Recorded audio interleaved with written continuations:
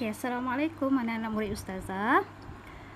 Okey, hari ini kita akan belajar tajuk talak, bab ibadah pendidikan Islam tingkatan 5. Okey, kita tengok yang pertama ialah tentang maksud talak. Apakah maksud talak? Okay, talak ialah dari segi istilahnya merungkaikan ikatan perkahwinan dengan lafaz talak atau cerai atau mengandungi makna kedua-duanya. Okey, faham ke di sini? Kalau dari segi bahasa, talak ialah cerai ataupun merungkaikan. Tapi dari segi istilah, talak ialah merungkaikan ikatan perkahwinan. Dekat situ ada satu markah. Kemudian kena sambung lagi dengan lafaz talak atau cerai atau yang mengandungi makna keduanya. Dapat satu lagi markah. Maka kat sini dah dapat dua markah. Seperti yang saya selalu sebutkan, bila diminta maksud atau pengertian bagi dari segi istilah. Ya. Okey, seterusnya kita tengok hukum talak. Okay. Hukum talak ada 4. Hukum talak ada 4. Yang pertama, wajib, iaitu ketika tidak dapat melaksanakan kewajipan. Maknanya suami tidak dapat lagi melaksanakan kewajipannya seperti memberi nafkah ataupun melakukan kezaliman kepada isteri. Yang kedua, sunat. Ketika isteri memiliki akhlak yang buruk, yang mana suami tadi tidak dapat memperbaiki ataupun tiada cara lagi untuk memperbaiki akhlak tersebut, maka ketika itu sunat menceraikan isteri tersebut. Yang ketiga, hukumnya ialah makruh. Okey, makruh ketika bila? Ketika menceraikan isteri tanpa sebab atau isteri yang solehah. Okay. Menceraikan isteri tanpa alasan, sesaja je nak cerai. Kat situ adalah makruh. Walaupun tidak sampai haram, tetapi adalah perbuatan yang Allah tidak suka, makruh. Okay, dan last sekali ialah haram. Haram menceraikan isteri ketika mana? Ketika di waktu yang diharamkan. Okay, bilakah waktu yang diharamkan? Nanti kita akan jumpa, kita akan terang. Ada nanti dalam slide yang seterusnya. Okay, itu 4 hukum talak. Okay, seterusnya kita akan tengok apakah rukun talak. Okay, rukun talak ada 3. Yang pertama, suami, isteri dan lafaz. Suami, isteri dan lafaz. Okay.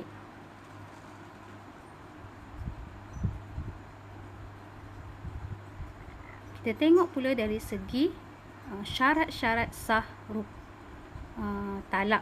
Syarat-syarat sah talak ini adalah berkaitan dengan rukun talak.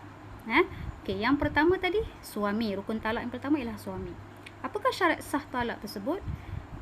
Suami itu mestilah berakal, yakni ketika itu adalah waras dan baligh dan juga tidak dipaksa.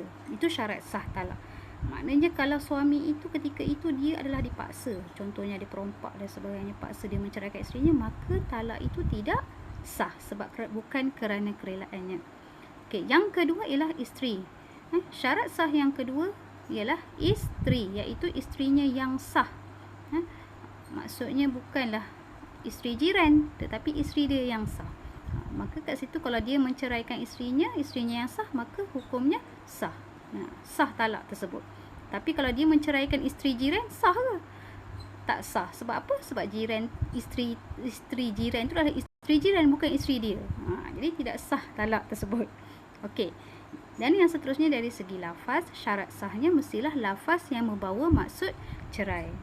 Lafaz yang membawa maksud cerai. Okay, kita akan tengok pula di sini bagaimanakah bentuk lafaz tersebut. Okey, yang pertama, lafaz talak ini terbahagi kepada 2. Yang pertama ialah lafaz soreh, ataupun kita sebut secara terang. Contohnya seperti di situ.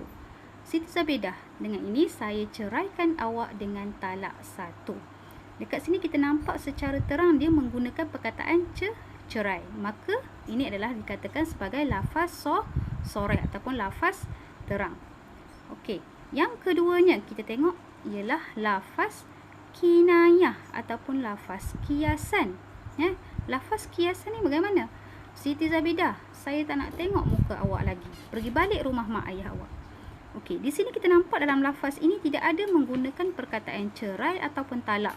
Tetapi maksud yang diutarakan oleh suami tersebut mungkin boleh jadi ialah maksud menceraikan ataupun maksud talak.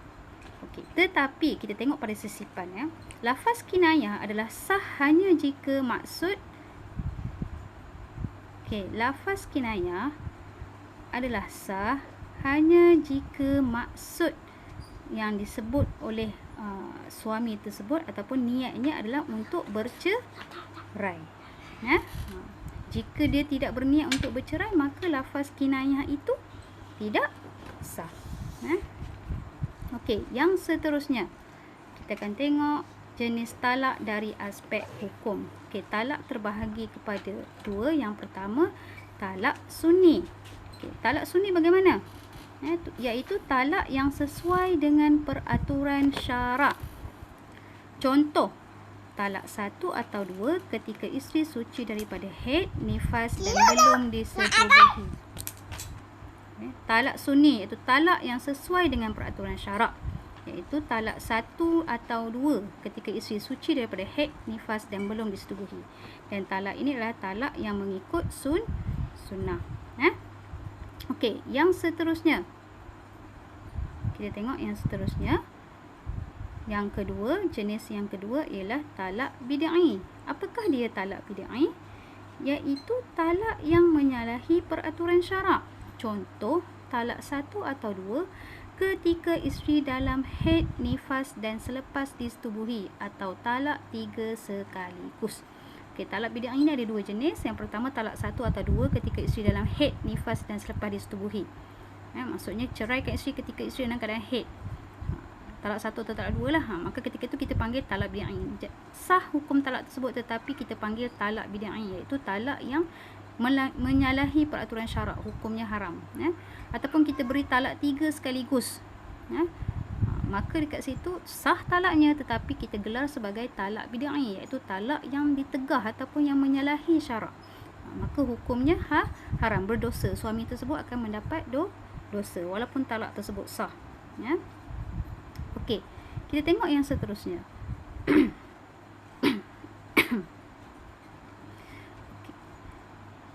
Jenis talak dari aspek kesan. Okey, dari aspek kesan pula ada dua juga.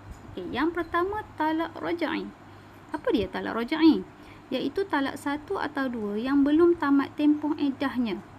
Talak 1 atau 2 yang belum tamat tempoh iddahnya. Suami boleh merujuk semula isterinya semasa iddah tanpa perlu akad dan mahar yang baru. Ini kita panggil sebagai talak raj'i. Suami ceraikan isteri dengan talak 1, kemudian dalam tempoh iddah suami tu nak rujuk balik kepada isterinya. Maka ketika itu kita panggil ia sebagai talak raj'i. Talak raj'i. Suami kalau nak rujuk tak perlu berkahwin semula kalau dalam tempoh iddah. Tak apa, nanti kita akan belajar tajuk rujuk pula. Okey, dan yang kedua, jenis talak dari aspek kesan yang kedua ialah talak bain. Talak bain. Okey, kita tengok apakah yang dimaksudkan dengan talak bain. Okey. Talak bain talak yang tidak boleh rujuk semula kecuali dengan akad dan mahar yang baru. Macam tadi, talak raj'i ialah talak 1 dan 2 yang membolehkan suami merujuk semula kepada isteri dalam tempoh iddah.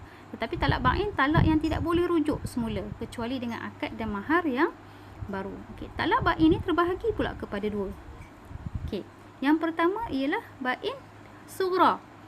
Okey, bain sughra ni contohnya ialah khulu, fasah, talak raj'i yang tamat tempoh iddah. Bain sughra ni lah talak bain yang talak 1 ataupun 2 yang talak raj'i tadi yang telah tamat tempoh iddahnya, ataupun penceraian melalui kaedah khulu' dan juga fasah. Okey, khulu' dan fasah ni kita akan belajar juga nanti.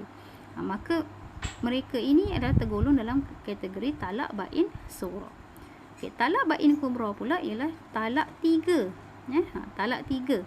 Talak 3 dikategorikan sebagai talak bain sughra. Kenapa? Talak 3 ini yang mengharamkan suami mengahwini semula isterinya kecuali selepas isterinya berkahwin lain dan diceraikan. Itu talak 3. Dan talak 3 ini termasuk dalam kategori talak bain kubra. Okey. Yang seterusnya kita tengok tentang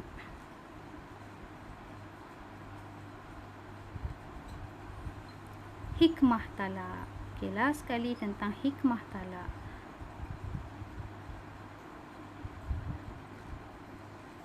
Okey, apakah hikmah talak? Kejap kita akan tengok tentang hikmah talak. Okey, hikmah talak yang pertama, menyedarkan suami dan isteri tentang kepentingan menghayati serta mengamalkan ajaran Islam. Ini hikmah talak, menyedarkan suami dan isteri tentang kepentingan menghayati serta mengamalkan ajaran Islam. Yang kedua, memberi peluang kepada suami dan isteri untuk menginsafi kesalahan dan memperbaiki diri. Dan yang ketiga, memberi peluang kepada pasangan yang tiada persefahaman untuk berpisah.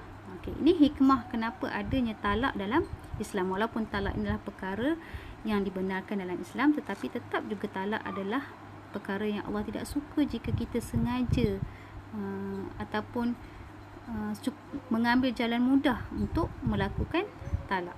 Tetapi talak ni dibenarkan mengikut situasi dan juga keadaan yang tertentu. Okey, dah habis tajuk talak. Selepas ini Ustazah akan berikan sedikit soalan kepada kamu. Semoga kamu dapat menjawab soalan-soalan tersebut. Dan jika ada permasalahan ataupun perkara tentang talak yang kamu tidak faham, boleh berbincang. Kita berbincang dalam kelas online sekarang. Tanya sahaja dan Ustazah akan cuba jawab. Okey, jumpa lagi. Assalamualaikum warahmatullahi taala wabarakatuh.